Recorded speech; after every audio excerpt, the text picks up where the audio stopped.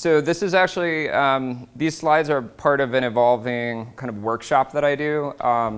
And I've been in the process of trying to write a book on the matter. I only have one section done, which is about raising capital. Everything else is just a bunch of notes. But the title is Slow Down to Speed Up. I find that entrepreneurs are always in a dramatic hurry. They're always kind of infused with their own stress hormones and sense of urgency, and they're running around trying to close customers and getting investors and get investors without actually like slowing down to do the real growth that needs to happen first, which is the first thing that needs to happen is you actually have to grow the mind of the entrepreneur and grow the skill sets of the team that are starting the company. And if you rush into company building before you do those exercises, the probabilities are already against you, first of all, but they're even more against you if you don't have the right skill sets. So a little bit on LearnCapital. These are some of the companies that we've invested in. We've invested in now over 70 EdTech companies. We are apparently second place to Mitch Kapor Capital in the number of companies we've backed in the past 5 years. But Mitch also does very small seed investments, and he also invests his own capital, so he gets to just, if he likes it, he gets to do it. He's a great guy. Anyway, there are about 4 EdTech sector funds. We got started first. We have the best brand. No, we like all the other EdTech VCs as well, but we have invested in the most companies.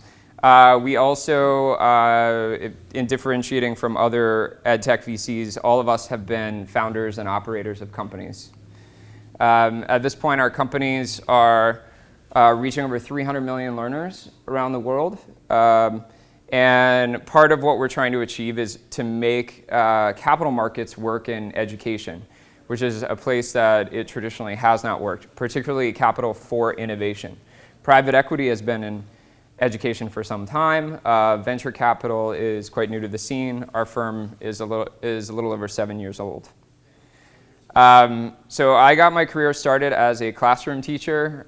Here's some pictures of me and my students. I taught in the worst performing school in Houston, Texas, and it performed so badly that they actually closed it down. So I had to find a new job within the city, and then I ended up at the best performing school in the city. So I quickly kind of saw the differences there. And the thing that I was struck with was, in high school and college, I had learned to use the internet, and I became a teacher, and there were all these things that were expected of me. I had high expectations for my students and their ability to learn, and I went on the internet and nothing. There were like no tools to help me do a better job. There were very few tools to help my students learn besides just Google search. And I was pretty angry about that. And so I started to imagine a lot of different cool web apps that might help me do my job better, that might help my students learn. And I'm proud to say today I ended up starting none of those companies or ideas, but a lot of them have been started, and we're involved with quite a few of them. What did you teach? What? What did you teach when you were a teacher? Technically, I was teaching like social studies. I mainly taught U.S. history. I also taught world geography, economics, government. But I thought of myself actually as teaching students how to learn. So one thing that I realized when I was teaching 16-year-olds is nobody had actually slowed down to teach them how to participate in class, how to learn, how to best use their own time, how to manage themselves. And so I actually focused a lot of my curriculum on that. And I found that only when I slowed down to teach my students that did we speed up. And so my last year, we actually covered an entire year's worth of curriculum in the first 7 months. And so we got to spend like the last 2 months just exploring whatever topics we were interested in, which was a lot of fun.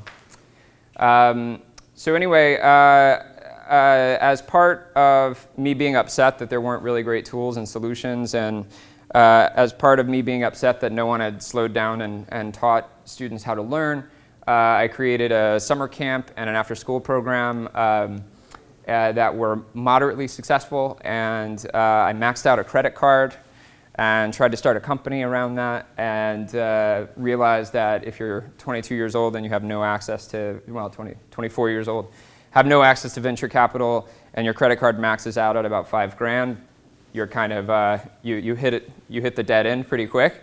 And I got a job offer to join a startup out in Palo Alto. I had never heard of Palo Alto. I didn't know where it was on a map.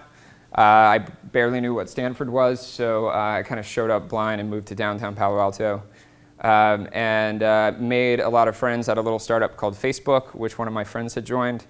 And that kind of set me off on this journey. This is a picture. I was working at New Schools Venture Fund. Just as an example, this is the founder of Education Elements. This is the founder of Class Dojo. This is the founder of Reach Capital, founder of Mastery Connect, Gold Book, InGrade. And I don't remember who that person is, but anyway, so my journey, yeah, I joined a startup which burned a lot of cash in Palo Alto and found one way to fail. I started a company that ended up being called Uversity. We got backed by Founders Fund, the Bill and Melinda Gates Foundation, and the founders of Moore Davidow and Western Technology Investments. I joined New Schools Venture Fund to help them build out their EdTech investing practice. It was called New Schools Seed at the time, and that has become Reach Capital. I left there to be an entrepreneur in residence at LearnCapital, where I helped start Dev Bootcamp. And then quickly, within 6 months, got into a very structural disagreement with the founder CEO about how to grow the company. And so we ended up kind of breaking up. Founder breakup is, you know, half of all companies fail because of founder breakup. Dev Bootcamp went on to be successful. Kaplan acquired it.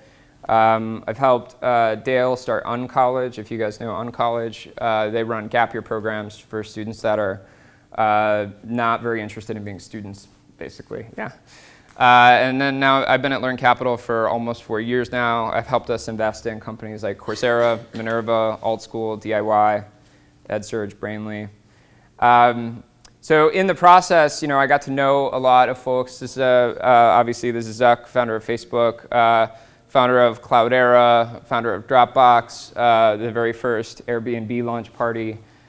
So I've seen a lot of companies that have become household names and have gone on to become unicorns and at least 2 decacorns. And some people ask me, like, what makes a great entrepreneur? Is there like an entrepreneur gene? Is there any sort of thing that makes a great entrepreneur? The things that I find in common with almost all entrepreneurs is they're attracted to uncertainty. If something's unproven or people are skeptical, they just get more motivated by that. They're attracted to it. They have a self-created sense of urgency, which I said often comes to bite them. They have an unbridled sense of agency, which means that things that ordinary people might think are impossible or at least not worth pursuing, entrepreneurs attack those. And then they also have the ability to kind of integrate thinking and knowledge and come up with kind of leaps of intuition and imagination.